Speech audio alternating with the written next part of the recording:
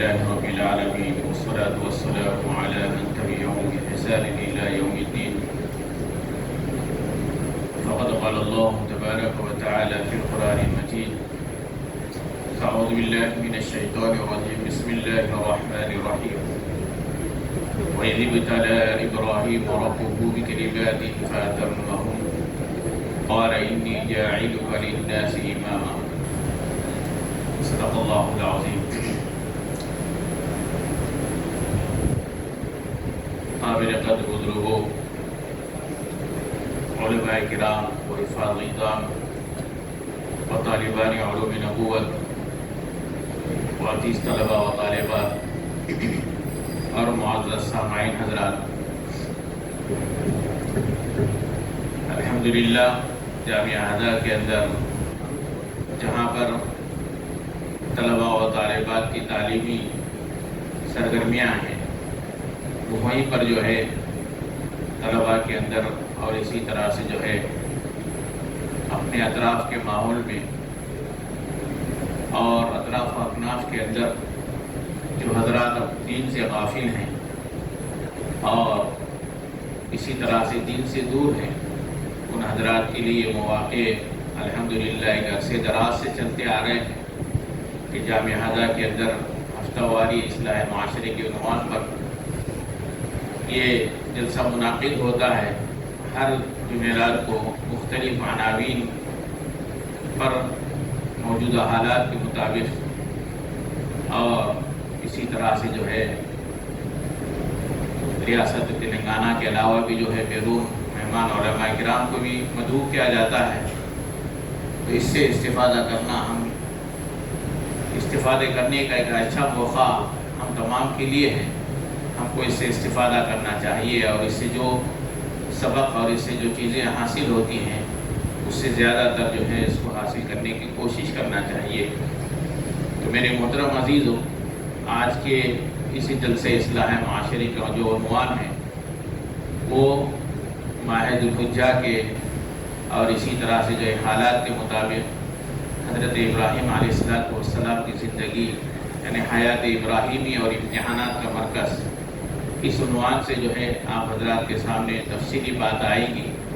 اس سے پہلے تمہیدی بات آپ حضرات کے سامنے رکھ دوں کہ قرآن مجید کے اندر جتنے بھی مضامین آئے ہیں وہ مضامین کا تعلق چاہے ایمانیات سے ہو یا اسی طرح سے جو ہے دنیا کے حقائق سے ہو یا اسی طرح سے انبیاء علیہ السلام کے واقعات اور قصص سے ہو، وہ سب کا تعلق جو ہے وہ تمام کے لیے جو ہے وہ تمام چیزیں ایک ہمارے لیے ایک نشان راہ بھی ہیں اور ہمارے لیے ایک قابل عبرت اور موعظت بھی ہے۔ تو اس کے اندر اللہ تعالیٰ نے انبیاء علیہ السلام کے واقعات کا جو تذکرہ کیا ہے، بہت سے انبیاء علیہ السلام کا واقعات کے ذکر اس کے اندر ہے، تو انہی میں سے حضرت ابراہیم علیہ السلام کا بھی جو ہے تفصیلی واقعہ اور تفصیلی واقعات اس کے اندر ذکر کیے گئے ہیں۔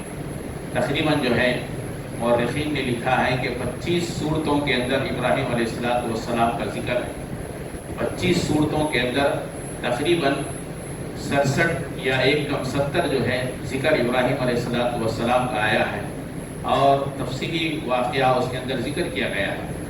اور اسی طرح سے حضور پاک صلی اللہ علیہ وسلم کے علاوہ انبیاء علیہ السلام کے بارے میں کسی اور کے بارے میں جو ہے اسوہ اور نمونہ نہیں کہا گیا کہ ابراہیم علیہ السلام ہی کے بارے میں کہا گیا کہ یہ زندگی تمہارے لیے ایک نمونہ ہے۔ قد کانت لکم اسوۃ حسنہ، یہ اس بات کی طرف اشارہ ہے کہ مسلمانوں کی زندگی کے اندر جو بھی حالات آئیں اور جن حالات سے بھی دوچار ہوں، تو ان حالات کے اندر حیات ابراہیمی جو ہے اس کے اندر ہم کو اس کی جھلک نظر آتی ہے، چاہے وہ آزمائشی اعتبار سے ہو، چاہے امتحانات کے اور اسی طرح سے جو ہے دوسرے جو بھی حالات آئیں اس کے اندر حیات ابراہیمی کا کچھ نہ کچھ جو ہے یعنی مکمل ہو اور اسی طرح سے کچھ نہ کچھ جو ہے اس کے اندر کچھ نہ کچھ یعنی شائبہ اس کے اندر ملتا ہے کہ ابراہیم علیہ السلام کی زندگی اپنے سامنے رکھیں گے تو انشاءاللہ تعالیٰ اس کے مطابق ان حالات سے مقابلہ کرتے ہوئے اسی کے اندر کامیابی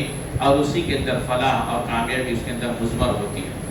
حضرت ابراہیم علیہ السلام نے جس موقع پر اور جس جگہ پر جو ہے اپنی پیدائش یا اسی طرح سے اپنی آنکھیں کھولی تھی، وہاں کا ماحول کیا تھا؟ وہاں کا مکمل پورا ماحول مشرکانہ ماحول تھا، اور وہاں کا معاشرہ یہ چاہتا تھا کہ یہ بھی جو ہے ہمارے ماحول مشرکانہ ماحول کے اندر، اور اسی طرح سے جو ہے اللہ کے علاوہ دیگر سورج، چاند، ستارے، ان کو جو ہے پرستش اور ان کی عبادت کرنے کے تعلق سے سارا معاشرہ اسی کے اندر گھرا ہوا تھا۔ تو جیسا کہ آج بھی مسلمان جو ہے بہت سے حالات سے دوچار ہیں، آج بھی بہت سے مسلمان بہت سے حالات سے دوچار ہیں۔ ان حالات میں سے یہ بھی ہے کہ مسلمانوں سے آج بھی مطالبہ کیا جا رہا ہے کہ وہ اللہ اور اس کے رسول کے احکام کو چھوڑ کر قومی روایات پر عمل کریں، اور اسی طرح سے جو ہے ان سے یہ بھی مطالبہ کیا جا رہا ہے کہ اپنی زندگی جو ہے مغربی تہذیب کے مطابق بنائیں، اور اس طرح سے مختلف قسم کے جو ہے ان سے مطالبہ کیا جا رہا ہے۔ تو ان تمام جو ہے آزمائشوں کے اندر، ان تمام حالات کے اندر ابراہیم علیہ السلام کی زندگی ہمارے لیے ایک مشعل راہ اور ایک نشان راہ ہے۔ بہرحال اس تعلق سے تفصیلی گفتگو اور تفصیلی بات کرنے کے لیے ہمارے مقرر آج کے جو بالکل سنجیدہ انداز میں اور بالکل جو ہے شیریں زبان کے اندر کہنے والے اور ہم کو مخاطب کرنے والے ہمارے حیدرآباد کے گولکنڈے کے رہنے والے حضرت مولانا عبد المنعم فاروقی صاحب ہیں، ایک مسجد اچھے خطیب بھی ہیں الحمدللہ، اور اسلوب بیان بھی بہت سیدھا سادہ اور اچھے انداز کا ہے۔ انشاءاللہ تعالیٰ ان کا جو تفصیلی بیان اس موضوع پر ہوگا، اس سے قبل کے میرے جلسے کا آغاز تلاوت کلام پاک سے کرنے کے لیے جامعہ ہاضہ کے استاد حافظ و قاری محمد مسعود احمد خان صاحب کو دعوت دیتا ہوں کہ وہ تشریف لائیں اور اس جلسے کا آغاز تلاوت کلام پاک سے فرمائیں۔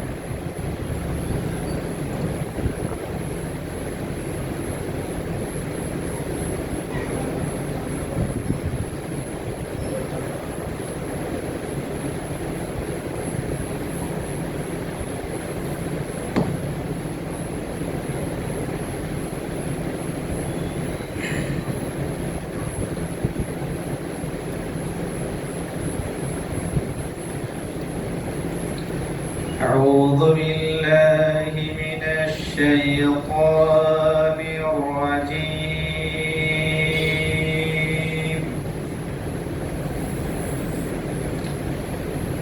بسم الله الرحمن الرحيم.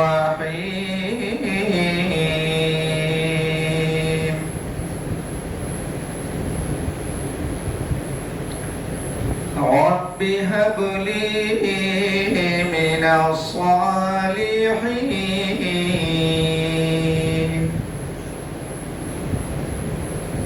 فبشرناه بغلام حليم.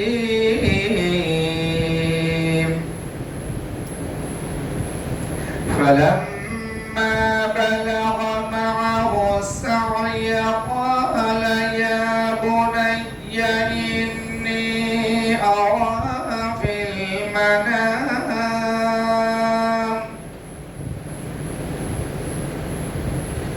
إني أرى في المنام أني أذبحك فانظر ماذا ترى.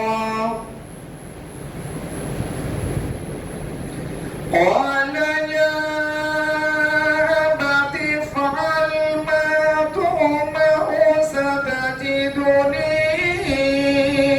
إن شاء الله من الصابرين.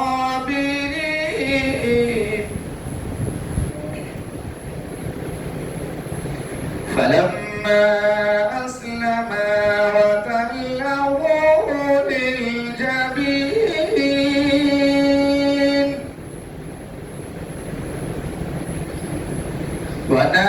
وناديناه أن يا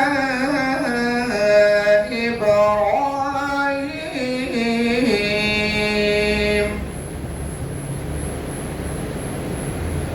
قد صدقت الرؤيا إنا كذلك نجزي المحسنين.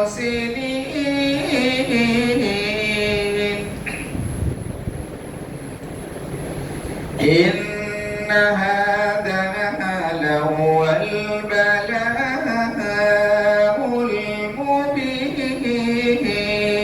المبين وفديناه بذبح عظيم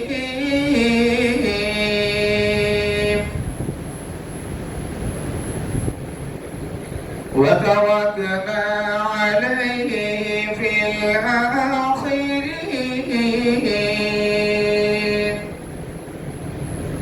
سلام على إبراهيم كذلك نجزي المحسنين إنه من عبادنا المؤمنين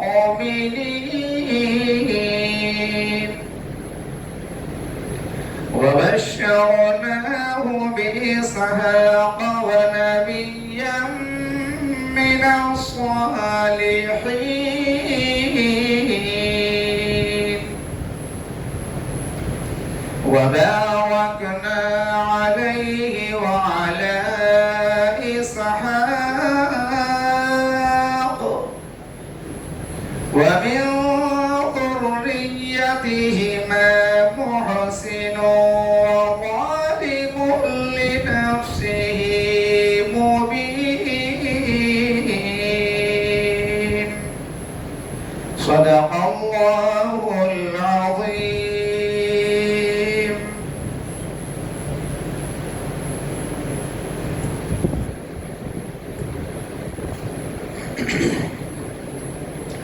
جزاکاللہ خیر. تلاوت کلام پاک کے بعد مولانا محترم سے مؤدبانہ التماس کرتا ہوں کہ تشریف لا کر ہم تمام کو اپنے بیان سے مستفید ہونے کا موقع عنایت فرمائیں.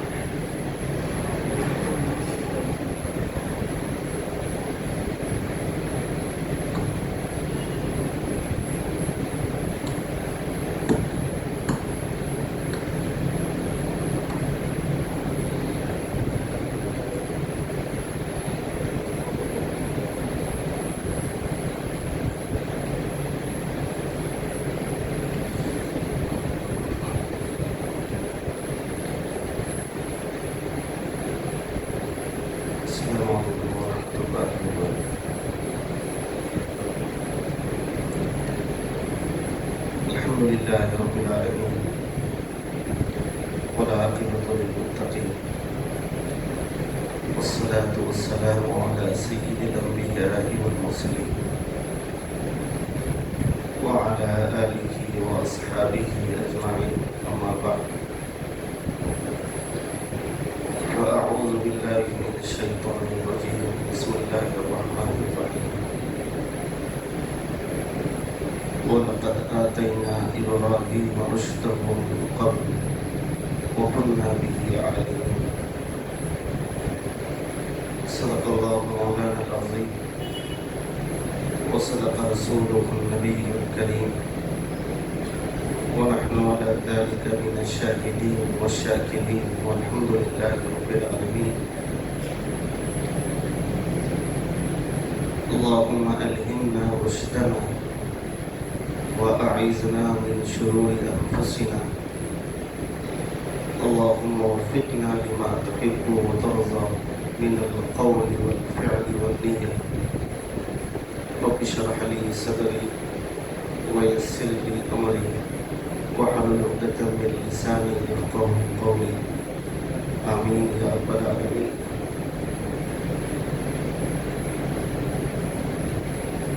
معزز حضرات علماء کرام،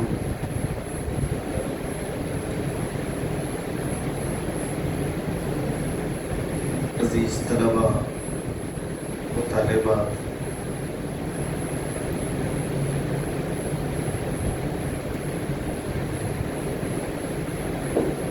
اس وقت ہم لوگ انتہائی متبرک مجلس میں حاضر ہوئے ہیں جس کا مقصد ہمارے ظاہری اور باطنی اصلاح ہے. ظاہر کی اصلاح بھی ضروری ہے اور باطن کی اصلاح بھی ضروری ہے. ظاہر کے اصلاح کے لیے مدارس عربیہ قائم ہیں اور وہاں تعلیم و تعلم کے ساتھ ظاہر کی اصلاح کی جاتی ہے اور باطن کی اصلاح کے لیے ہمارے اکابر نے خانقاہوں کا نظام قائم کیا ہے.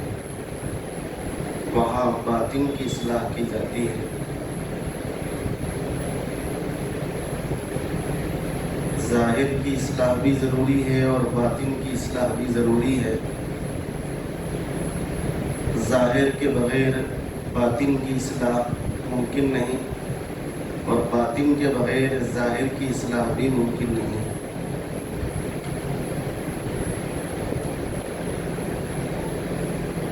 ہمارے اکابرین میں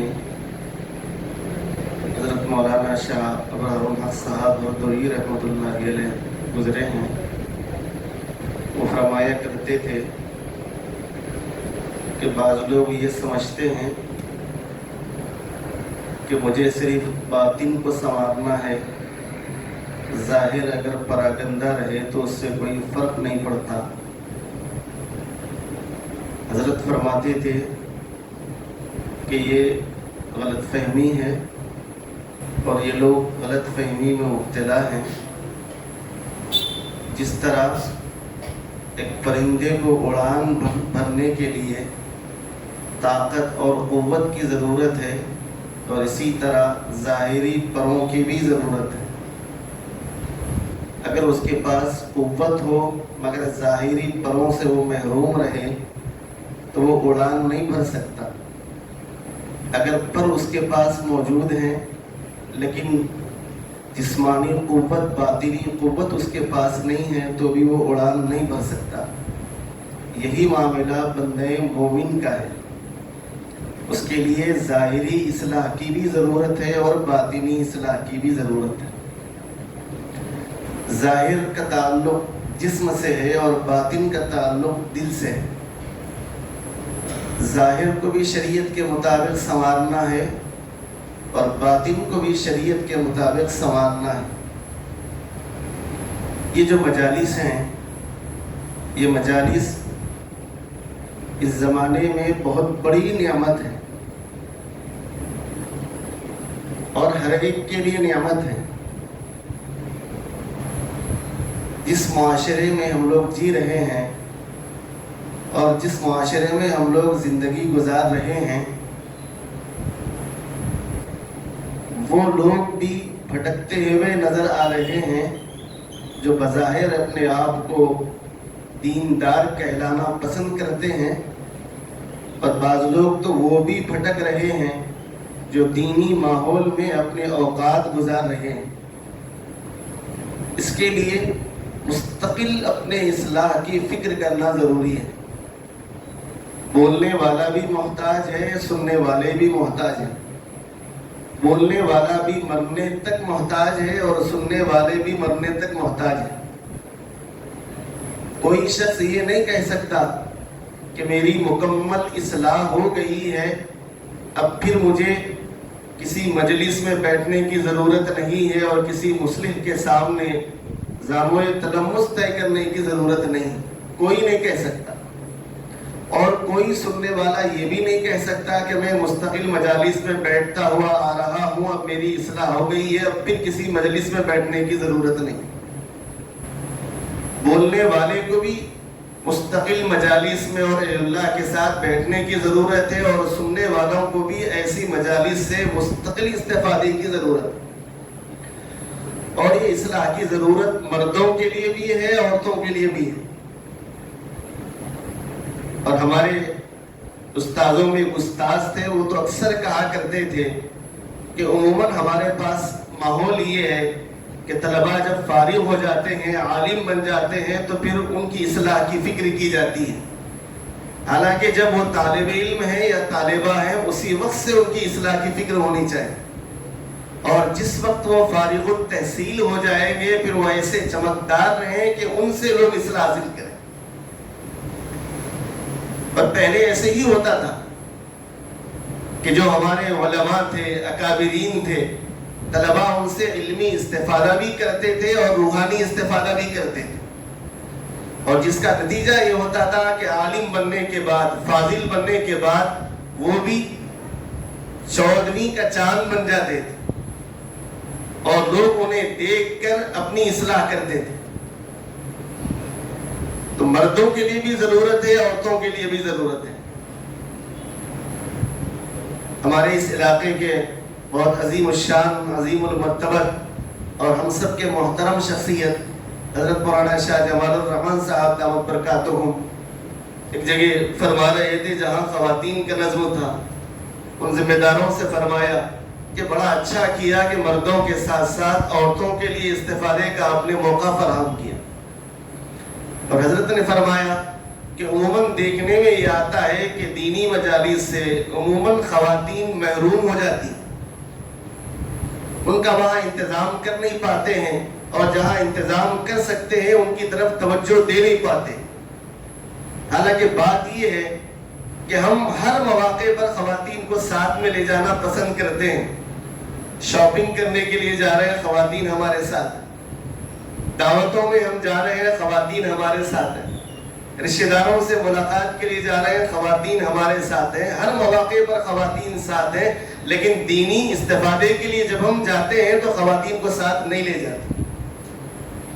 یہ بڑی ہماری کمزوری ہے، حالانکہ یہ بھی ہم سب اچھی طرح جانتے ہیں کہ کسی کہنے والے نے بڑی عجیب بات کہی، مرد کی اصلاح فرد کی اصلاح، خاتون کی اصلاح خاندان کی اصلاح۔ مرد اگر سنور جائے تو اکیلا سنورا رہے گا، اگر خاتون اگر سدھر جائے گی تو اس کے ذریعے سے پورا خاندان سنور جائے گا۔ اور اس زمانے میں تو مردوں کے ساتھ ساتھ خواتین کی اصلاح کی زیادہ فکر کی ضرورت ہے۔ ارتداد جو پھیل رہا ہے، میں ایک طالب علم کی حیثیت سے یہ بات آپ سے عرض کر رہا ہوں کہ ارتداد اس وقت جو پھیل رہا ہے صرف ہمارے علاقے میں نہیں ہے بلکہ ملک کے مختلف صوبوں میں اور مختلف علاقوں میں ارتداد کی لہر بڑی تیزی سے پھیل رہی ہے۔ ان میں سب سے زیادہ اگر کوئی متاثر ہے تو وہ خواتین متاثر، ان کی اصلاح کی فکر نہ کرنے کا نتیجہ ہے۔ ہم تو دینی مجلسوں سے استفادہ کر رہے ہیں اور کرتے رہتے ہیں، مگر خواتین کو ہم نے کبھی ضروری نہیں سمجھا، جس کا نتیجہ یہ ہوا کہ دینی معلومات کا خزانہ ہمارے پاس ہے اور خواتین اس سے محروم ہے، اور کوئی ایسی چیز ان کی ہاتھ لگ جائے جو ان کے ذہن کو منتشر کرنے کے لیے کافی ہے، وہیں سے ارتداد کی راہ پر چلے جائے۔ اللہ کا فضل ہے کہ اس ادارے کے اندر مردوں کے ساتھ ساتھ عورتوں کے لیے اور طلباء کے ساتھ ساتھ طالبات کی اصلاح کی بھی فکر کی جا رہی ہے۔ اللہ تبارک و تعالیٰ اس فکر کو قبول فرمائے۔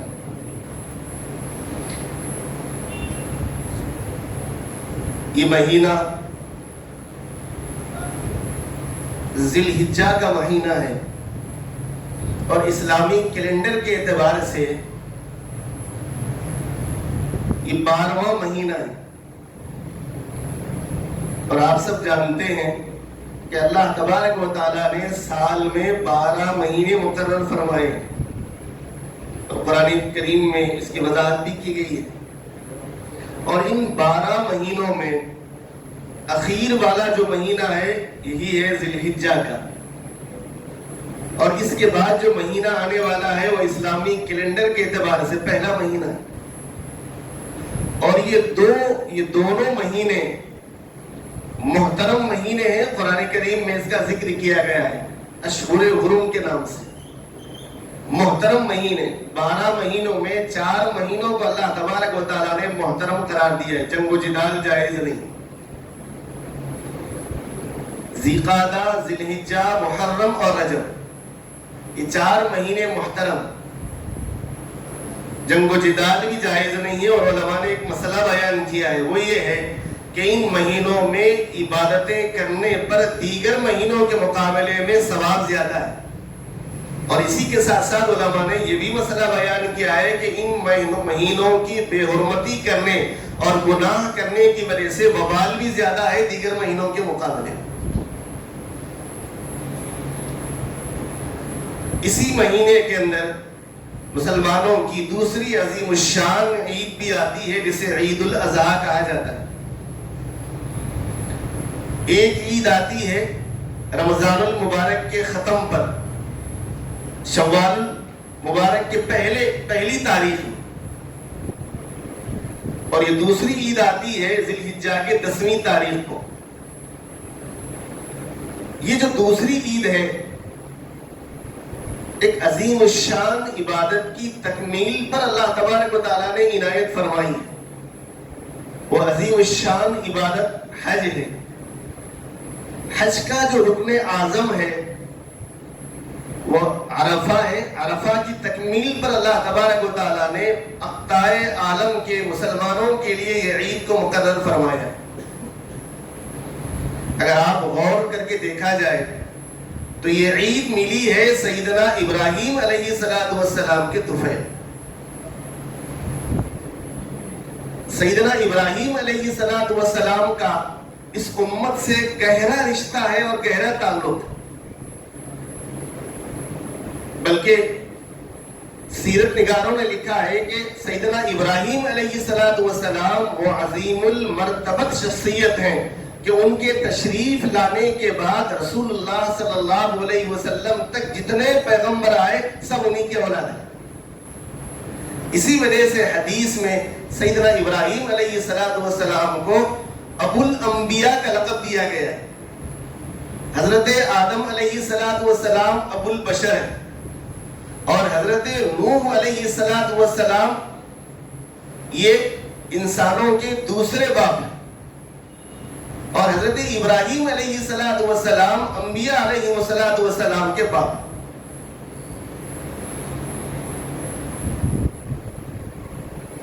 ایسی عظیم المرتبہ شخصیت ہیں کہ ابھی بتایا کہ قرآن کریم کی 25 سورتوں میں اور 63 آیتوں میں ان کا ذکر کیا گیا ہے. قرآن کریم کی 25 سورتوں کی 63 آیتوں میں بعض جگہ آپ کا اجمالاً ذکر کیا گیا ہے اور بعض جگہ تفصیلاً ذکر کیا گیا ہے. اور آپ کی حیات مبارکہ پوری امت کے لیے بہترین نمونہ اور اسوہ ہے. قرآن کریم میں اللہ تبارک و تعالیٰ نے ان کی حیات مبارکہ کے بارے میں فرمایا وَإِذِ ابْتَلَىٰ إِبْرَاهِيمَ رَبُّهُ بِكَلِمَاتٍ کہ بعض چیزوں کے ذریعے سے حضرت ابراہیم علیہ السلام کی حیات مبارکہ کو آزمایا گیا. یہ جو آزمائش ہے امتحانات ہیں، اسی امتحانات کا آج کے اس مجلس میں ذکر آپ حضرات کے سامنے کیا جائے گا. چند امتحانات کا ذکر کیا جائے گا. کیوں امتحانات تو بہت سارے ہوئے ہیں، بلکہ علماء نے لکھا ہے کہ ابتدا سے لے کر زندگی کے اختتام تک پوری زندگی آزمائشوں کا مظہر رہی. اور ابن جریر ابن کثیر رحمہ اللہ نے لکھا ہے کہ جو آزمائے گئے ہیں وہ بڑی بڑی 30 آزمائشیں ہیں اور ان 30 آزمائشوں کے اندر بھی اس سے بھی جو بڑی آزمائشیں ہیں وہ 5 ہیں. اجمالی طور پر اگر دیکھا جائے تو آپ کی زندگی کے بڑی 5 آزمائشیں، آزمائش کہہ لیجئے، ابتلا کہہ لیجئے، امتحان کہہ لیجئے. یہاں رک کر ایک بات آپ حضرات کے سامنے میں عرض کروں. آزمائش ہو یا امتحان ہو، دنیا میں جتنے انسان آئے ہیں ان سب کے ساتھ آزمائشوں کا معاملہ کیا گیا ہے. جتنے انسان اس وقت موجود ہیں ان کے ساتھ بھی آزمائشیں ہوتی رہیں گی اور قیامت تک جتنے آتے رہیں گے سب کے ساتھ بھی امتحانات کا معاملہ ہوتا رہے گا. کوئی دنیا میں ایسا شخص نہیں ہے کہ جن کے ساتھ امتحانات کا معاملہ نہ کیا گیا.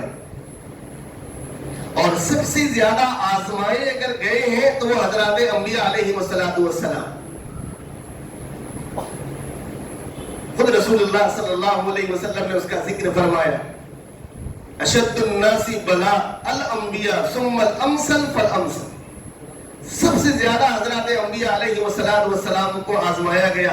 اس کے بعد جو ان کے نقش قدم پر جتنے زیادہ ان کے نقش قدم پر چلنے والے ہیں انہیں آزمایا گیا. پھر ان کے بعد ان کے نقش قدم پر چلنے والوں کو آزمایا گیا. تو آزمائشیں تو ہوتے رہے, مگر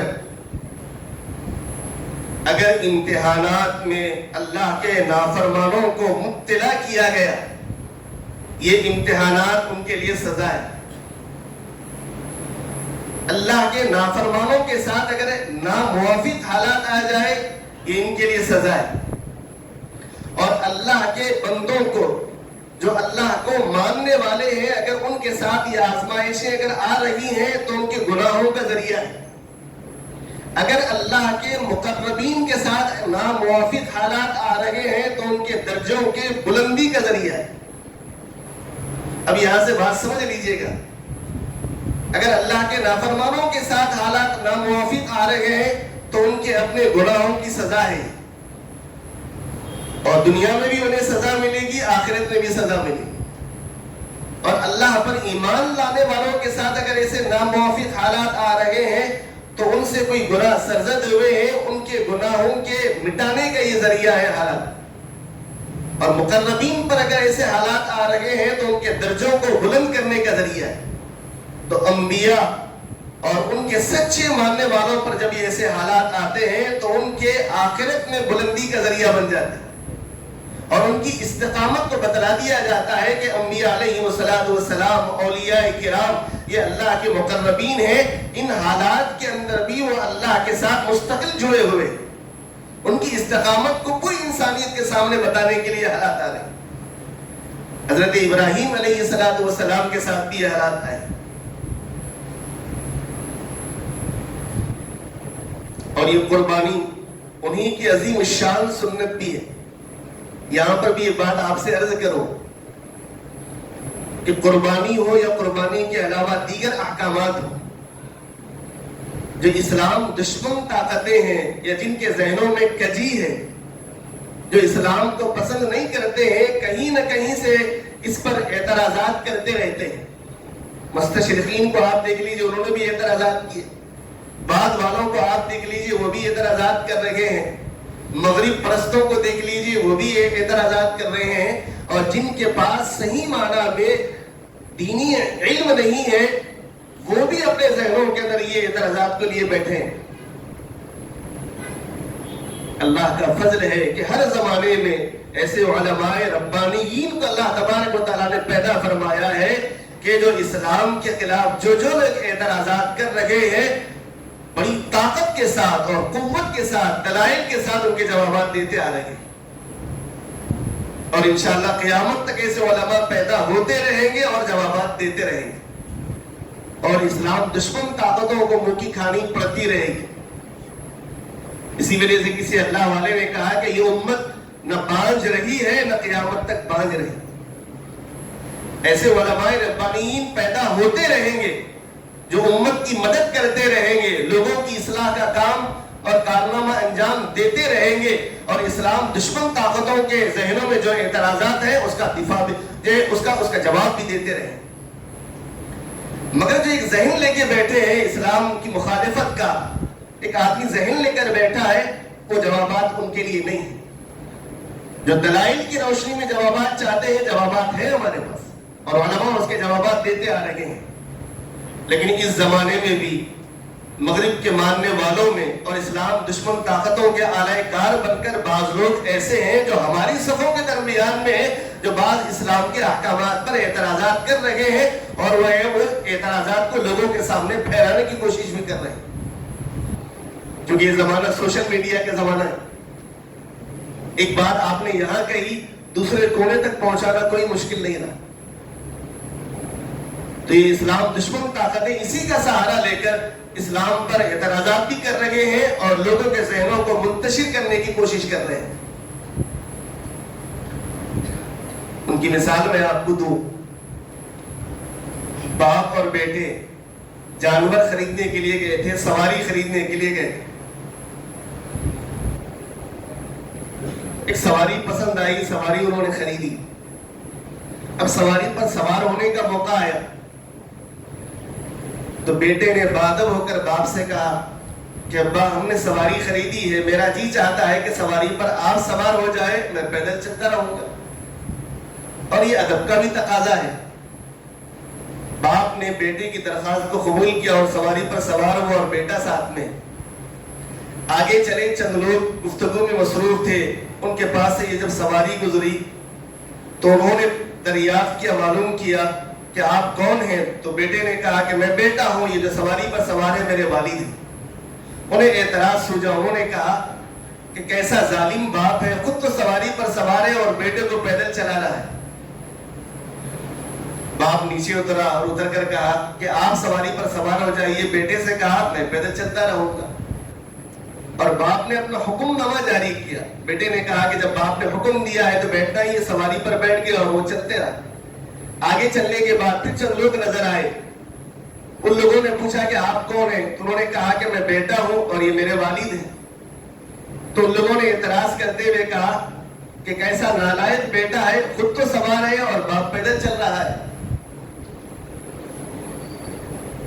تو باپ نے یہ کہا کہ نہیں, لوگ اعتراض کر رہے ہیں, مجھے بھی سواری پہ سوار ہو جانا چاہیے. اب دونوں سوار ہو اور آگے چلنے لگے. پھر چند لوگ نظر آئے, انہوں نے پھر پوچھا کہ آپ دونوں کون ہیں. کہا کہ یہ باپ ہے اور میں ان کا بیٹا ہوں.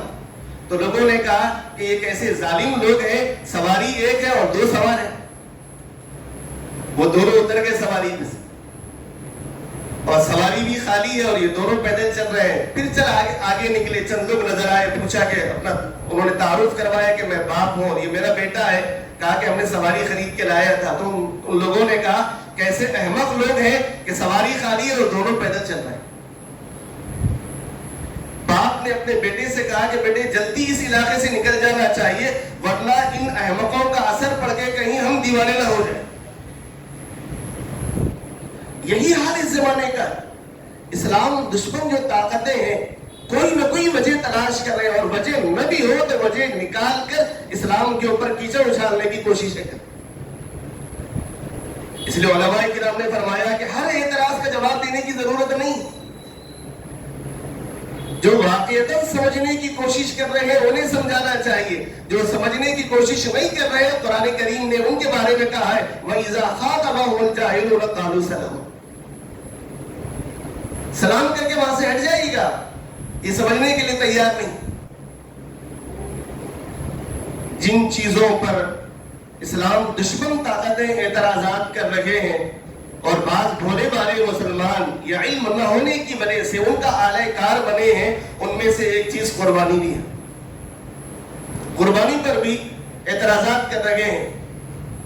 بعض کہہ رہے ہیں کہ جانوروں کا ضیاء ہے, بعض بول رہے ہیں کہ مال کا ضیاء ہے, بعض بول رہے ہیں کہ یہ کیا حماقت ہے جانوروں کو ذبح کر کے, یہ کون سی عبادت ہے.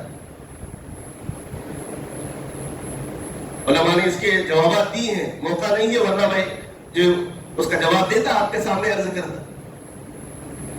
تو غرض یہ کہ سیدنا ابراہیم علیہ السلام کی یہ عظیم سنت ہے قربانی, جو عید الاضحیٰ کے موقع پر ہر صاحب استطاعت کو انجام دینا ہے. میں یہ عرض کر رہا تھا کہ حضرت ابراہیم علیہ السلام کی زندگی آزمائشوں سے عبارت ہے, آزمائشوں کا مظہر ہے, اور ان میں بھی خاص طور پہ 5 آزمائشیں جس کے اندر پوری امت کے لیے سبق ہے,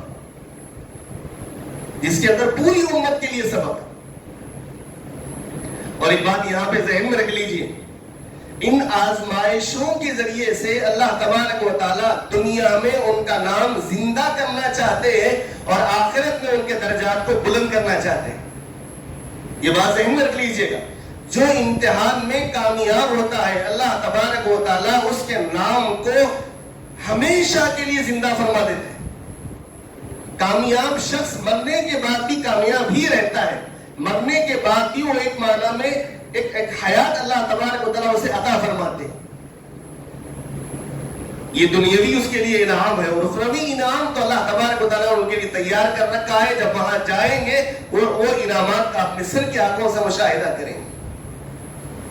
اور مومن کے لیے تو اصل زندگی آخرت کی زندگی، دنیاوی زندگی تو ویسے بھی اس کے لیے امتحانات ہی کی جگہ ہے۔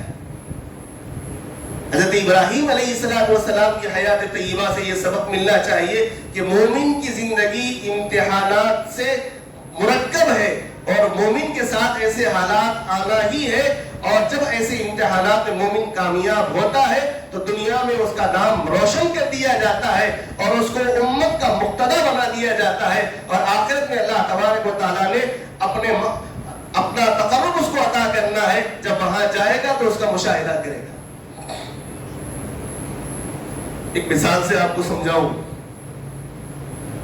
ایک موقع پر رسول اللہ صلی اللہ علیہ وسلم اپنے ازواج مطہرات سے ناراض ہوئے، اور آپ نے قسم کھائی کہ ازواج مطہرات کے پاس میں نہیں جاؤں گا، اور آپ گوشہ نشین ہو گئے۔ جب اس کی اطلاع حضرات صحابہ کو ہوئی، کوہرام مچ گئے،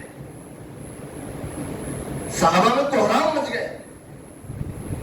کوئی صحابی مسجد نبوی میں ہے اور کنارے میں کونے میں بیٹھا ہوا ہے، سارا قطار رو رہا ہے، ایسا کیوں ہوا؟ کوئی صحابی کو جہاں کھڑا تھا وہاں اطلاع ملی، وہاں رونے لگا۔ کوئی سڑک پہ ہے، اسے اطلاع ملی، رونے لگا۔ کوئی اپنے باغ کے اندر کام کر رہا تھا، وہاں اطلاع ملی، وہاں بھی زارو قطار رونے لگا۔ غرض یہ کہ پورے مدینہ منورہ کے اندر کوہرام مچ گیا۔ حالات سے واقفیت کے لیے سیدنا عمر فاروق رضی اللہ تعالیٰ عنہ رسول اللہ صلی اللہ علیہ وسلم کی خدمت میں حاضر ہوئے۔ آپ نے اجازت چاہی، آپ صلی اللہ علیہ وسلم نے اجازت نہیں دی، فرمایا کسی کے لیے اجازت نہیں ہے ملاقات۔ سیدنا عمر فاروق رضی اللہ تعالیٰ عنہ کے ذہن میں یہ خیال آیا کہ کہیں ایسا تو نہیں ہے کہ میں اپنی صاحبزادی جو رسول اللہ صلی اللہ علیہ وسلم کی زوجہ ہے حضرت حفصہ رضی اللہ تعالیٰ عنہ، ان کے متعلق سفارش تو کرنے نہیں آیا ہوں۔ حضور کے ذہن میں یہ بات تو نہیں ہے، اس وجہ سے آپ مجھے اجازت نہیں دے رہے ہیں۔ سیدنا عمر فاروق رضی اللہ تعالیٰ عنہ نے غالباً بعض روایات میں ہے کہ بلند آواز سے کہا، بعض روایات میں ہے کہ حضرت بلال رضی اللہ تعالیٰ عنہ وہاں درمیان میں تھے، واسطہ بنے ہوئے تھے۔ ان سے کہا کہ رسول اللہ صلی اللہ علیہ وسلم سے جا کر کہہ دینا کہ میں اپنی صاحبزادی حضرت حفصہ کی سفارش لے کر نہیں آیا ہوں، ورنہ بات یہ ہے کہ اگر آپ حکم دے تو میں حفصہ کے کندھے سے اس کا سر اتارنے کے لیے تیار ہوں۔ میں تو آپ کو بلا، میں آپ کے حکم کے تابع ہوں، میں آپ سے محبت کرتا ہوں اپنی اولاد سے زیادہ۔ میں حفصہ کی سفارش لے کر نہیں آیا ہوں، بلکہ حالات سے واقفیت کے لیے آیا ہوں کہ ایسے حالات کیوں بنے ہیں، وجہ کیا ہے کہ جس کی وجہ سے رسول اللہ صلی اللہ علیہ وسلم اپنے ازواج سے ناراض ہو۔ رسول اللہ صلی اللہ علیہ وسلم کو جب اس کی اطلاع ملی کہ عمر تو بس حالات سے واقفیت کے لیے آئے، آپ نے اجازت دی۔ اندر آ کے جو منظر دیکھا، حضرت عمر اپنی آنکھوں کو روک نہیں پائے، بے اختیار آنکھوں سے آنسوؤں کی لڑیاں لگ گئی۔ دیکھا شہنشاہ دو عالم کہ حجرے کا یہ عالم ہے، بستر بچھا ہوا ہے، کھجور کے پتے اندر ہے، تکیے کے اندر کھجور کی چھال لگی ہوئی ہے، اور اوپر ایک مشکیزہ لٹکا ہوا ہے، کھانے کے لیے ایک ہی برتن رکھا ہوا ہے، بس کل سرمایہ ہے سرور دو عالم صلی اللہ علیہ وسلم کی حجرے میں، اس کے علاوہ کوئی اور چیز موجود نہیں۔ یہ منظر دیکھ کر سیدنا عمر فاروق رضی اللہ تعالیٰ عنہ زار و فتار رونے لگے اور عرض کیا، اے اللہ کے نبی صلی اللہ علیہ وسلم، قیصر و کسریٰ جو اللہ کے دشمن ہیں ان کو تو عیش و آرام کی زندگی ہے، اور آپ اللہ کے محبوب ہیں اور آپ کے ساتھ یہ حالات ہے۔ اس کے بعد ایک جملہ کہا، آپ سے درخواست کی، وہ سنانا چاہ رہا ہوں۔ سیدنا عمر فاروق رضی اللہ تعالیٰ عنہ نے عرض کیا، اے اللہ کے نبی صلی اللہ علیہ وسلم، آپ دعا فرمائیے کہ اللہ تبارک و تعالیٰ اس امت پر کشادگی کو پیدا فرما دے۔ یہ خاص جملہ ہے، اور ہر چھوٹے کو اپنے بڑے کے متعلق فکر کرتے ہوئے ایسے ہی جملہ استعمال کرنا چاہیے۔ سیدنا عمر فاروق رضی اللہ تعالیٰ عنہ اصل تو یہ درخواست کرنا چاہتے تھے کہ آپ دعا فرمائیے اللہ تبارک و تعالیٰ آپ کے ساتھ سہولت کا معاملہ پیدا فرما دے، مگر ہمت نہیں کر کے انہوں نے یہ کہا کہ آپ دعا فرمائیے کہ امت کے لیے کشادگی کا معاملہ پیدا ہو جائے، جب امت کے لیے ہو جائے گی تو آپ کے لیے بھی ہو جائے گا۔ رسول اللہ صلی اللہ علیہ وسلم نے سیدنا عمر فاروق رضی اللہ تعالیٰ عنہ کو دیکھا اور اس کے بعد فرمایا عمر مومن کے لیے زندگی نہیں ہے، مومن کے لیے زندگی نہیں ہے. آپ نے فرمایا مومن کی اصل زندگی تو آخرت کی زندگی. آپ نے اس جملے کے ذریعے سے فرمایا کہ مومن کو دنیا میں رہنا ہے مگر آخرت کی فکر کرنا ہے. آسائش کا اگر وہ متمنی ہے آخرت کے آسائش کا متمنی ہونا چاہیے، دنیا کے آسائش کا متمنی نہیں ہونا چاہیے. سیدنا ابراہیم علیہ السلام نے کبھی بھی نہ زبان سے کہا نہ دل سے کہا میں تو آپ کا خلیل ہوں، پھر یہ حالت میرے ساتھ. سیدنا ابراہیم علیہ السلام کے ساتھ جو سب سے پہلا امتحان ہوا تھا وہ ان کے والد سے ان کا ٹکراؤ تھا.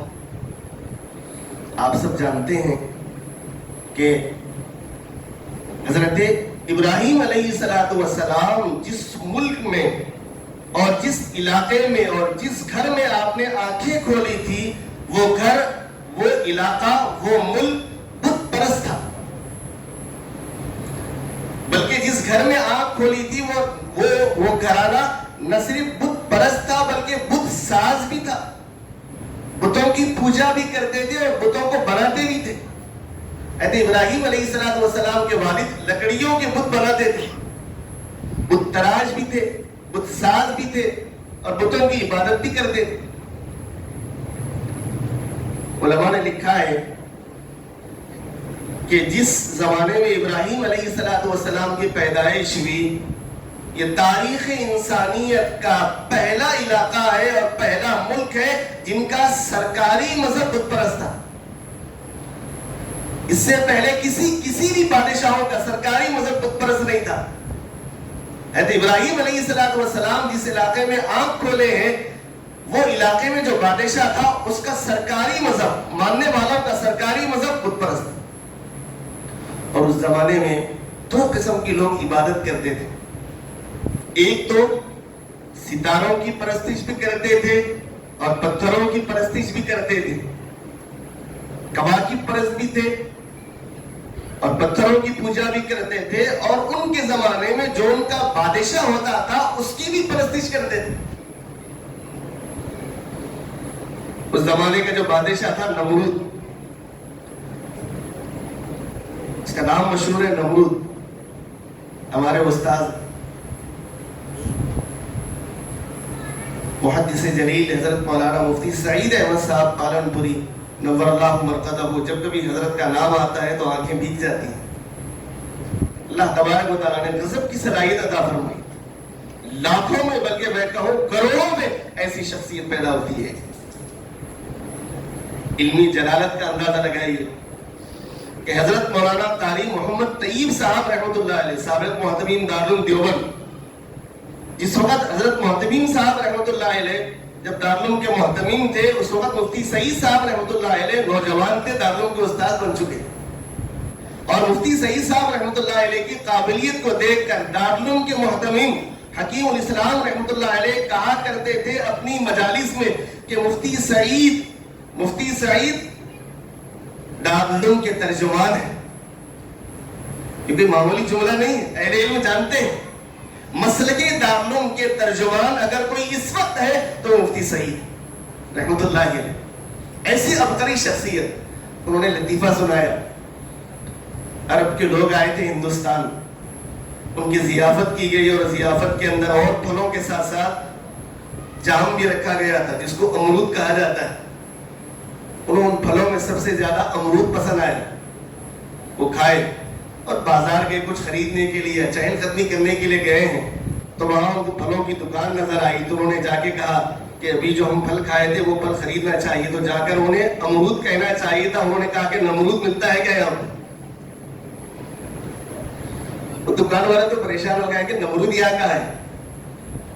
تو پھر کسی نے آ کر کہا کہ آپ جو کھائے تھے وہ نمرود نہیں امرود ہے، جام ہے. تو بہرحال حضرت ابراہیم علیہ السلام کے زمانے میں جو بادشاہ تھا وہ نمرود تھا اور لوگ اس کی بھی پوجا کرتے تھے, اس کی بھی پرستش کرتے تھے. اور نئے کے صرف یہ عراق کا معاملہ ہے. عراق کے جتنے بادشاہ تھے, نمرود ان کا لقب تھا, وہ جو جتنے بادشاہ تھے وہ لوگ وہاں کی رعایا اس کی عبادت کرتی. اور اسی طرح مصر میں جتنے بادشاہ گزرے ہیں جن کا لقب ہے فرعون, اور المنجد کے اندر ان کے پورے نام لکھے ہیں, 56 بادشاہ گزرے. فرعون لقب والے 56 بادشاہ گزرے, اور ان میں سے ایک فرعون تو وہ تھا حضرت موسیٰ علیہ السلام کے زمانے کا. اور قرآن میں تو صراحتاً اس کا ذکر کیا گیا ہے, اس نے خدائی کا بھی دعویٰ کیا تھا, انا ربکم الاعلی. اور نمرود کا بھی ذکر ہے, مگر اس نے صراحتاً تو یہ اعلان نہیں کیا ہے, مگر دلالتاً وہ بھی بتاتا تھا کہ میں بھی خدا ہوں. اسی وجہ سے لوگ اس کی بھی پرستش کرتے تھے اور ادھر فرعون کی بھی پرستش کرتے تھے.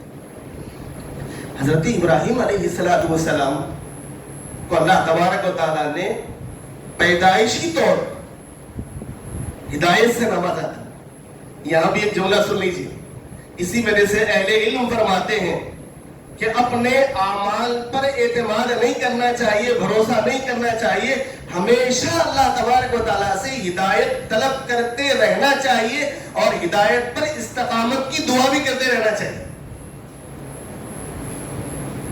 اگر کوئی شخص یہ کہے کہ میں اپنی کوشش سے نماز کے لیے آ رہا ہوں, اہل علم فرماتے ہیں کہ اس کے اس گھمنڈ کی وجہ سے, اس کے اس غرور کی وجہ سے کہیں ایسا نہ ہو اللہ تبارک و تعالیٰ اس سے ہدایت کو چھین دے.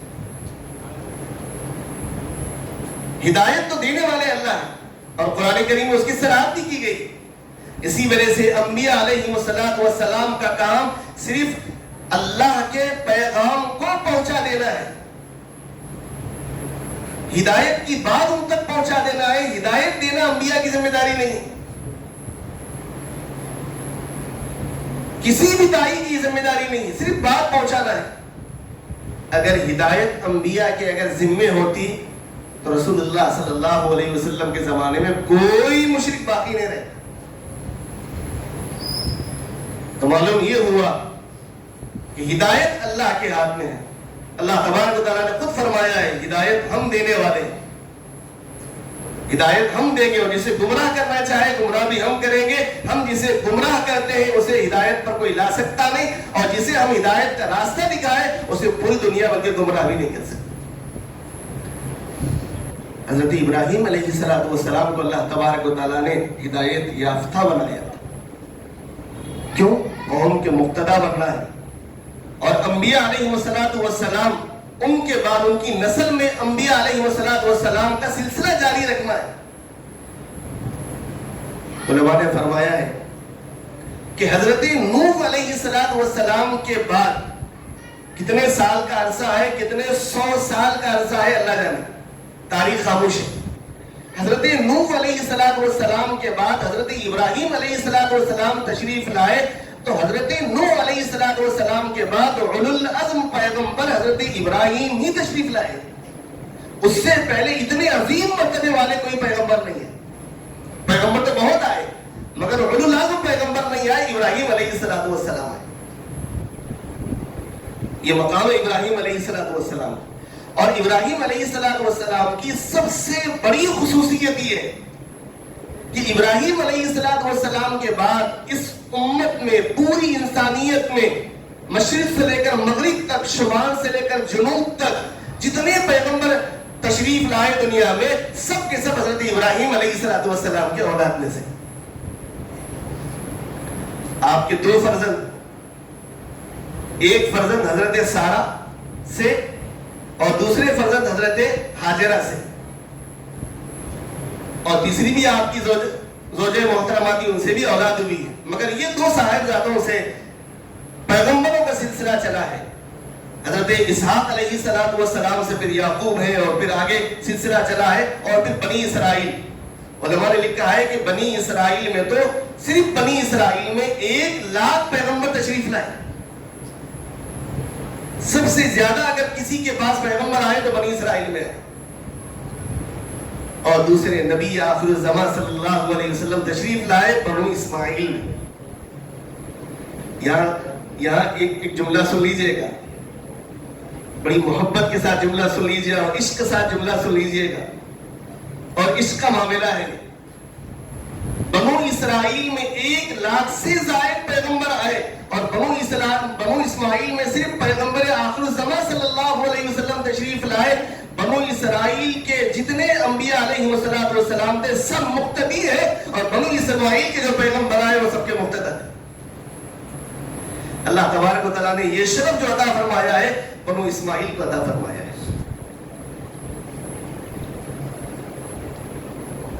حضرت ابراہیم علیہ السلام کا سب سے پہلا جو سامنا ہوا ہے اپنے والد سے ہوا ہے. یہ سب سے بڑا امتحان ہے. اسی وجہ سے علماء نے فرمایا ہے لوگوں کو اچھی باتیں بتانا, محلے والوں کو اچھی باتیں بتانا, دوست و احباب کو رشتہ داروں کو اچھی باتیں بتانا یہ آسان ہے, اپنے گھر والوں کو اچھی باتیں بتانا آسان نہیں, ان کو قائل کرنا آسان نہیں. آدمی پوری دنیا کی اصلاح کی فکر کر سکتا ہے مگر وہ کام اپنے گھر میں کرنے کے لیے اسے ہزاروں پاپڑ بیلنا پڑتا ہے. اور علماء نے یہ بھی نقطہ لکھا ہے اگر کسی کے گھر والے ان کے گھر والوں سے اگر متفق ہے سمجھ جائیے کہ وہ آدمی بہت عمدہ ہے. لوگ تو آپ کو قبول کرنے تیار ہو جائیں گے بڑی آسانی سے مگر گھر والے آپ کو آسانی سے قبول نہیں کریں گے. اسی وجہ سے علماء نے یہ نقطہ بھی لکھا ہے رسول اللہ صلی اللہ علیہ وسلم کے نبوت کے دلائل میں سے ایک دلیل یہ بھی ہے کہ جیسے ہی آپ نے نبوت کا اعلان فرمایا اس کائنات میں سب سے پہلے اگر کسی نے آپ کے دستے حق پرست پر اسلام قبول کیا وہ آپ کی زوجہ محترمہ حضرت خدیجہ رضی اللہ تعالیٰ عنہا تھی. آپ کے حالات زندگی سے واقف, شب و روز سے وہ واقف تھی, ایک لمحہ بھی نہیں لگا.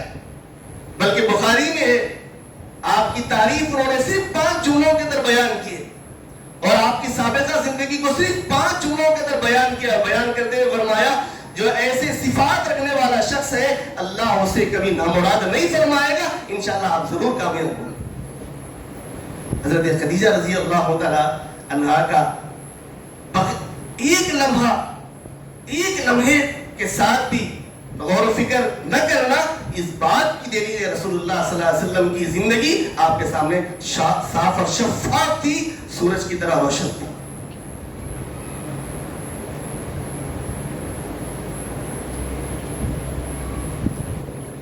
ایک لطیفہ ہے, علماء نے بہت بڑی شخصیت گزری ہے روحانی, حضرت مرزا مظہر جانے جانا رحمۃ اللہ علیہ, اللہ جانے ان کی طرف منسوب کیا ہے مگر مجھے تو سمجھ میں نہیں آتا. وہ اس وجہ سے کیا ہے کہ حضرت اتنے نازک تھے اور آپ کی گھر والی اتنی نزاکتوں سے واقف نہیں تھی. لوگ تو آپ کی خدمت کر رہے ہیں, آپ کے آنے پر کھڑے ہو رہے ہیں, آپ کا احترام کر رہے ہیں مگر گھر والی کے دل میں وہ احترام نہیں تھا. یہ بھی ایک آزمائش ہے اور کبھی کبھی اللہ والوں کے ساتھ یہ آزمائشیں بھی ہوتی رہتی ہیں کہ لوگ تو قبول کرنے تیار ہے اور گھر والی قبول کرنے تیار نہیں. حضرت مرزا مظہر جانے جانا رحمۃ اللہ علیہ سے کسی نے کہا حضرت آپ کی گھر والی جب آپ کے مزاج سے واقف نہیں ہے اور پھر آپ کو مستقل تکلیفوں اور تکلیفیں پہنچا رہی ہے آپ طلاق کیوں نہیں دے دیتے؟ بہت سارے لوگ ہیں جو اپنی صاحبزادیاں آپ کو دینے کے لیے تیار ہیں, آپ انتخاب فرما لیجئے, اسے چھوڑ دیجئے, کیوں تکلیفوں مبتلا ہے؟ حضرت مرزا مظہر جانے جانا رحمۃ اللہ علیہ نے جو جملہ سنایا وہ جملہ آپ سنیے, سر کے کانوں سے سن کے دل میں اتار لیجئے. حضرت نے فرمایا یہ تو آسان کام ہے, طلاق دینا کون سی مشکل بات ہے؟ نکاح کرنا جتنا آسان ہے طلاق دینا اس سے زیادہ آسان ہے. نکاح کرنے کے لیے ایجاب و قبول چاہیے, نکاح کرنے کے لیے مہر مقرر کرنا چاہیے, 2 گواہ رکھنا چاہیے, طلاق دینے کے لیے کچھ کرنے کی ضرورت نہیں. زبان سے 2 جملے نکل جائے شریک حیات آپ کی زندگی سے باہر.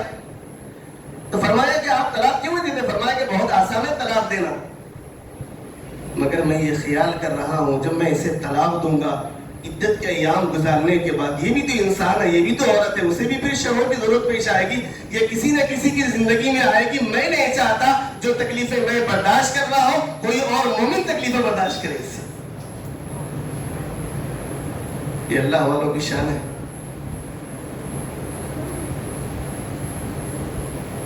تو اللہ جانے حضرت کے بارے میں ہو سکتا کسی اور کے بارے میں ہوگا, ان کی بیوی ان کی بزرگیت کے قائل نہیں تھے. حضرت ایک دفعہ آئے تو ان کی بیوی نے کہا کہ آپ حضرت بنے پھرتے ہیں, آپ اپنے آپ کو بڑا ولی کہتے ہیں, اور کبھی کبھی لوگ بھی آ کے دروازے پہ دستک دے کے کہتے ہیں کہ یہ جو حضرت ہے آپ کے شوہر نامدار ہیں, اسے یہ کرامت صادر ہوئی ہے. ارے اللہ والوں کو تو میں نے آج دیکھا ہے. میں اپنے صحن میں کھڑی ہوئی تھی کہ ایک آدمی درویش جو ہے ہوا میں اڑ رہا تھا پرندے کی طرح. اللہ والا تو یہ ہے. تو حضرت نے مسکرا کے کہا کہ اللہ کی بندی, وہ اڑنے والا میں ہی تھا. تو بیوی تھی, ماننے کے لیے تیار نہیں تھی. اس نے کہا اسی وجہ سے میں دیکھ رہی تھی کہ آپ ٹیڑھا اڑ رہے تھے. تو گھر والوں کو سمجھانا آسان نہیں ہے. حضرت ابراہیم علیہ السلام کی یہ سب سے بڑی آزمائش تھی. اپنے والد سے مخاطب ہوئے, اور قرآن میں موجود ہے, تفسیر کا موقع نہیں ہے.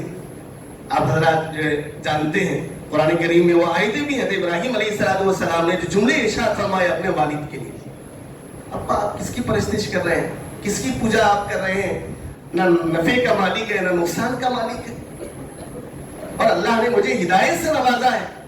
میں چاہتا ہوں کہ آپ میری پیروی کر لیجئے, آپ شیطان کے نقش قدم پر, اس کے راستے پر مت چلیے. بس حضرت ابراہیم علیہ السلام کا یہ سمجھانا تھا.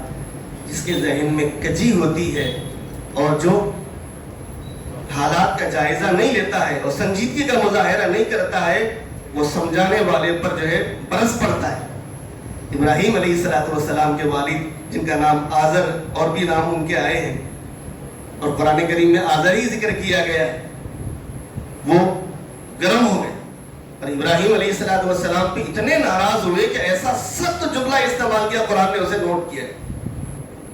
کہا کہ جتنے پتھر ہیں پورے اکٹھا کر کے سنسار کروں گا.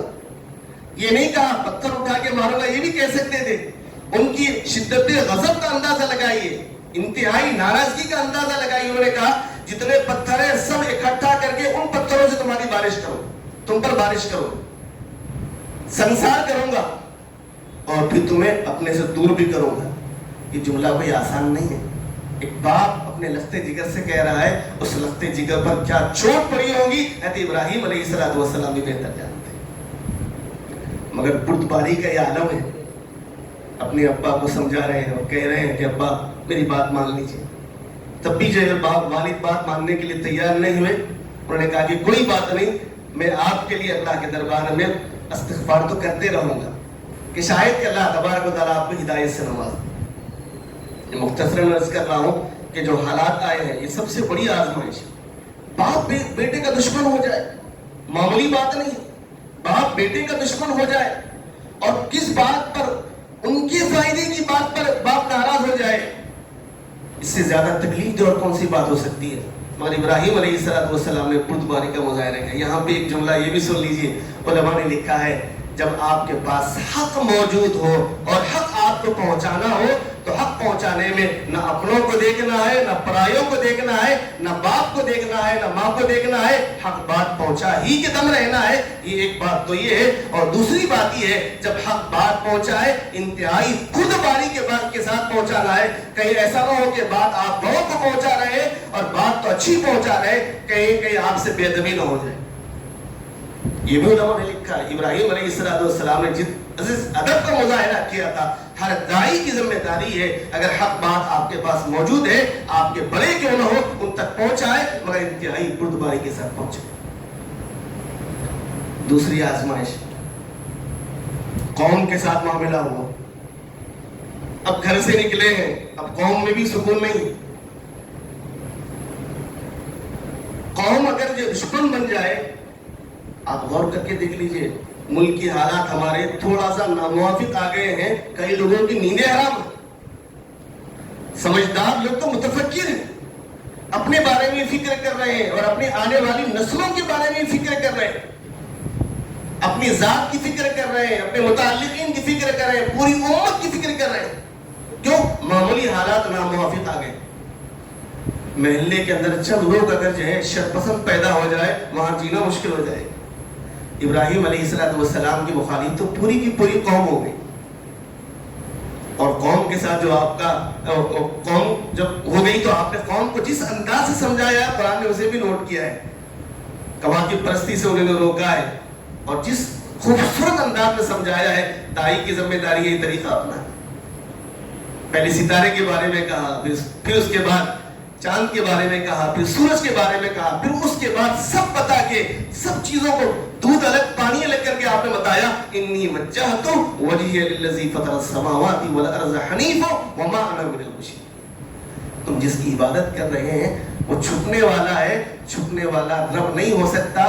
جو ہمیشہ باقی رہنے والا ہے وہی رب ہو سکتا ہے. چھپنے والا رب نہیں ہو سکتا. جو چھپانے والا ہے وہ رب ہو سکتا ہے. جن ستاروں کو چھپا رہا ہے نکال رہا ہے, چاند کو چھپا رہا ہے نکال رہا ہے, سورج کو غروب کر رہا ہے پھر جو ہے طلوع کر رہا ہے, وہی خدا ہو سکتا ہے. آپ نے فرمایا میں تمہارے خداؤں سے بیزار ہوں. پوری قوم دشمن. اس کے بعد تیسری آزمائش, اور وہ بھی احادیث میں موجود ہے کہ پوری قوم میلے میں گئی تھی, مذہبی میلے میں گئی تھی.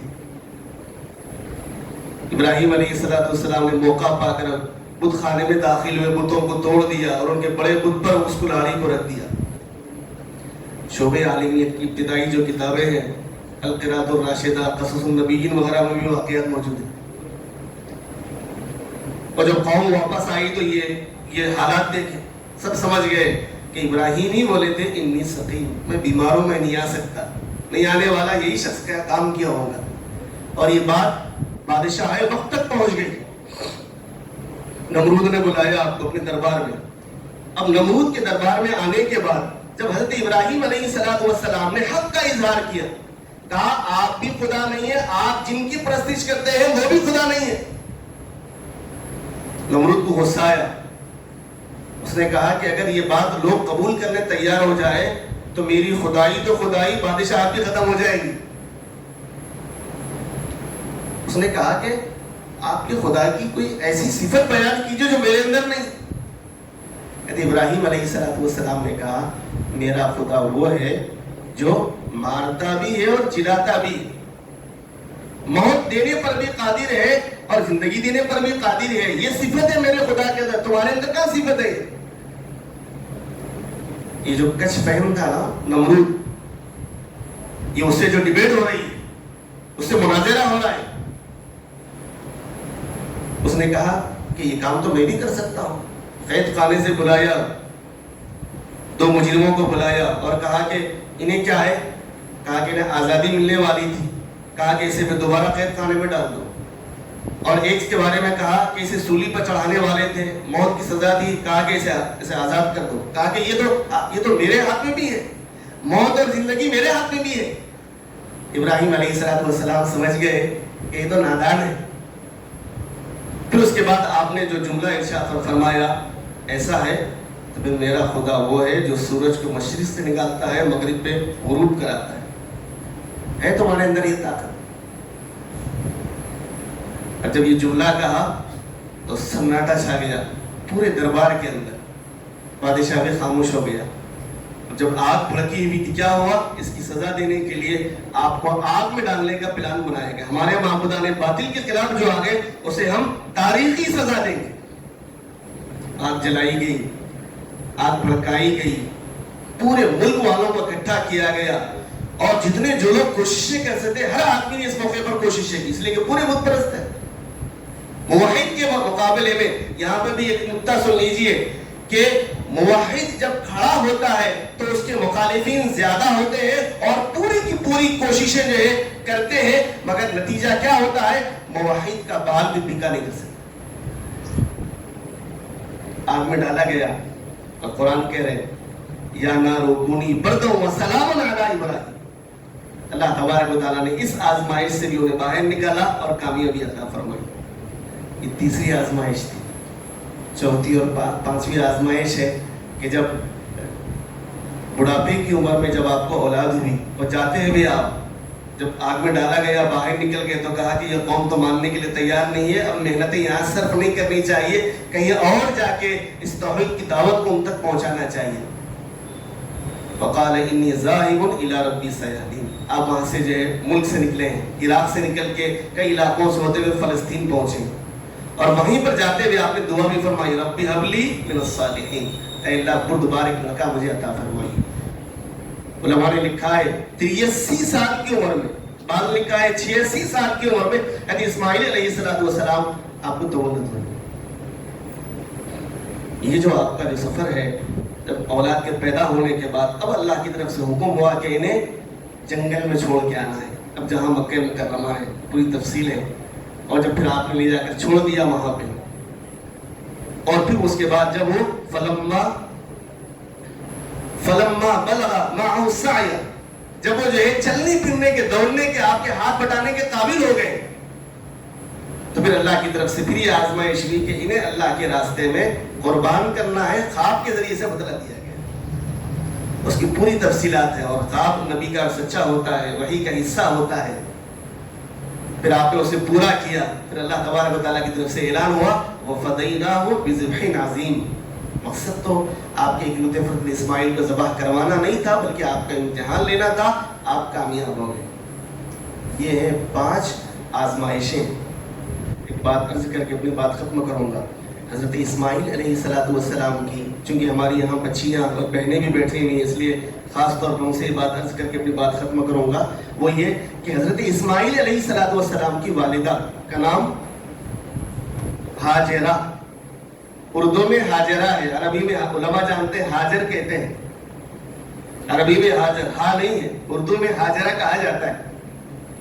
اس کے 4 لفظ ہیں, ہا الف جیم را. بعض علماء نے عجیب نقطہ نکالا ہے, یہ چاروں خوبیاں حضرت ہاجرہ رضی اللہ تعالیٰ عنہا میں بدرجہ اتم موجود تھی. اگر کوئی خاتون بھی اللہ کے مقربین میں اپنے آپ کو شامل کروانا چاہتی ہے اور اپنی اولاد کی ویسی ہی تربیت کرنا چاہتی ہے جیسے حضرت ہاجرہ رضی اللہ تعالیٰ عنہا نے اپنے اکلوتے فرزند حضرت اسماعیل علیہ السلام کی تھی, تو اس خاتون کے اندر بھی یہ صفات ہونی چاہیے. ہاجرہ کا پہلا لفظ ہے ہا, اس کے معنی ہمت ہونا. بغیر ہمت کے کارنامہ انجام نہیں دے سکتے. ہاں سے ہمت چاہیے. حضرت ہاجرہ رضی اللہ تعالیٰ عنہ میں بلا کی ہمت تھی, تبھی تو وہاں سے فلسطین سے نکلتے ہوئے کہاں آئے تھے, اب جہاں مکہ مکرمہ ہے, تنے تنہا, نہ آدم نہ آدم زا. ہمت. اور دوسرے الف سے اطاعت بھی ہونا, شوہر کی اطاعت بھی, مجازی خدا کی اطاعت بھی, اور حقیقی خدا کی اطاعت. حضرت ہاجرہ رضی اللہ تعالیٰ عنہ نے یہاں پر اپنے شوہر کی اطاعت کا فریضہ بھی انجام دیا, اور شوہر کو چونکہ اللہ کی طرف سے حکم ملا تھا, اللہ کی اطاعت کا بھی فریضہ انجام دیا. دوسرے اطاعت, اور جیم سے جذبہ قربانی بھی چاہیے. حضرت ہاجرہ رضی اللہ تعالیٰ عنہ نے اپنے شوہر کے ساتھ رہ کر جو قربانیاں دی ہیں اس کا کائنات میں تصور نہیں کر سکتے. جذبہ قربانی بھی چاہیے. اور راہ ان تینوں کا حاصل ہے. راہ کے اندر اللہ کی رضا ہونی چاہیے. اگر اللہ کی رضا نہیں ہے تو پھر کوئی کام بھی اللہ کے پاس مقبول نہیں ہے. نہ آپ دنیا میں سرخرو ہو سکتے ہیں, نہ آخرت میں کامیاب ہو سکتے ہیں. حضرت ہاجرہ رضی اللہ تعالیٰ عنہ نے اللہ کی رضا کے لیے ہی کہا تھا, اللہ کی اطاعت ہی میں کہا تھا. تبھی تو حضرت ابراہیم علیہ السلام نے کہا کہ ابراہیم اگر اللہ کے حکم سے مجھے اور میرے شیرخوار کو چھوڑے جا رہے ہیں, پھر کوئی پرواہ نہیں, اللہ میرے اور میرے بچے کی حفاظت فرمائے. یہ تھی قربانیاں, اور اس کے جو ہے اسباب تھے جو بھی میرے ذہن میں آئے. باتیں تو بہت تفصیل کی ہیں, شاید وقت بھی ہو گیا ہے, کچھ زیادہ ہی ہو گیا ہے. میں اللہ تبارک و تعالیٰ سے دعا کرتا ہوں کہ اللہ تبارک و تعالیٰ جو باتیں کہی گئی ہیں اس میں اللہ کا فضل شامل حال ہے, اسے مجھے بھی اور آپ سب کو میری توفیق عطا فرمائے. اور جو کچھ کہہ رہے ہیں مجھ سے غلطی کوتاہی ہوئی ہے, میرے اپنے کم علمی کا اور میرا اپنا قصور ہے, اللہ تبارک و تعالیٰ اسے معاف فرمائے. اس موقع پر میں انتظامیہ کا میں شکر گزار ہوں کہ انہوں نے آپ حضرات کے ساتھ کچھ دیر بیٹھنے کا مجھے موقع عنایت فرمایا ہے. اللہ تبارک و تعالیٰ میرے اور آپ کے بیٹھنے کو بے حد قبول فرمائے. اس ادارے کو ترقیات سے نوازے، اور اس کے جو ذمہ دار ہیں، معاونین ہیں، اور یہاں کے اساتذہ اور معلمات ہیں، پڑھنے اور پڑھانے والے ہیں، سب کو اللہ تبارک و تعالیٰ قبول فرمائے، اس کا بہترین بدلہ دنیا میں بھی اور آخرت میں بھی عطا فرمائے، آمین یا رب العالمین، وآخر دعوانا ان الحمد للہ رب العالمین۔ آمین۔ الحمد للہ رب العالمین، اللہم صلی علی محمد وعلی آل محمد وبارک وسلم، اللهم انت السلام ومنك السلام تبارك يا ذا الجلال والاكرام، ربنا آتنا في الدنيا حسنه وفي الاخره حسنه وقنا عذاب النار، اللهم انك عفو كريم تحب العفو فاعف عنا يا كريم، اللهم انا نسالك الهدى والتقى والعفاف والغنى، اللهم انا نسالك علما نافعا وعملا متقبلا وعملا متقبلا ورزقا واسعا وحلالا طیبا وشفاء من كل داء۔ اے اللہ ہم سب کے گناہوں کو معاف فرما دیجیے، ہم سب کی خطاؤں سے درگزر فرمائیے، ہم سب کی غلطیوں کو قصوروں کو معاف فرما دیجیے۔ اے اللہ دین پر استقامت کی توفیق عطا فرمائیے، اعمال صالحہ کی توفیق عطا فرمائیے۔ اے اللہ گناہوں سے بچا لیجیے، اے اللہ آپ کے علاوہ کوئی ہم کو گناہوں سے بچا نہیں سکتا۔ اے اللہ اپنے فضل و کرم سے عبادات اور اعمال صالحہ کی توفیق عطا فرمائیے۔ اے اللہ جب تک آپ کی توفیق شامل حال نہ ہو ہم کوئی معمولی سے معمولی چھوٹے سے چھوٹا بھی نیک عمل نہیں کر سکتے۔ اے اللہ نیک عمل کی توفیق عطا فرمائیے۔ اے اللہ اس امت پر رحم فرمائیے، اس امت پر رحم فرمائیے، اس امت پر رحم فرمائیے، اس امت پر رحم فرمائیے۔ اے اللہ علماء کی حفاظت فرمائیے، اے اللہ مساجد کی حفاظت فرمائیے، اے اللہ مدارس کی حفاظت فرمائیے، اے اللہ ان میں پڑھنے والوں کی حفاظت فرمائیے، اے اللہ ان مدارس کی اعانت کرنے والوں کی حفاظت فرمائیے، اے اللہ ملک کی حفاظت فرمائیے، اے اللہ ملک کو امن و امان کا گہوارہ بنا دیجیے، ملک کو امن و امان کا گہوارہ بنا دیجیے، ملک کو امن و امان کا گہوارہ بنا دیجیے۔ اے اللہ اس ادارے کو مزید ترقیات سے نواز دیجیے، اس ادارے کو مزید ترقیات سے نواز دیجیے۔ اے اللہ اس ادارے کے جو ذمہ دار ہیں اے اللہ انہیں صحت کاملہ عاجلہ مستمرہ دائمہ عطا فرمائیے۔ اے اللہ ان کی خدمات کو قبول فرمائیے، اے اللہ ان کی خدمات کو قبول فرمائیے، اے اللہ ان کی خدمات کو قبول فرمائیے، اے اللہ ان کی خدمات کے دائرے کو وسیع سے وسیع فرمائیے، وسیع سے وسیع فرمائیے۔ اے اللہ ہم سب کو ہمت عطا فرمائیے، ہم سب کو حوصلہ عطا فرمائیے۔ اے اللہ ہماری ظاہر کی بھی اصلاح فرما دیجیے، ہمارے باطن کی بھی اصلاح فرما دیجیے۔ اے اللہ ہمارے باطن کی بھی اصلاح فرما دیجیے۔ اے اللہ جو مانگا ہے وہ بھی عطا فرمائیے، جو مانگنے سے رہ گیا ہے وہ بھی اپنے فضل و کرم سے عطا فرمائیے۔ وصلی اللہ وسلم وبارک علی سید المرسلین والحمد للہ۔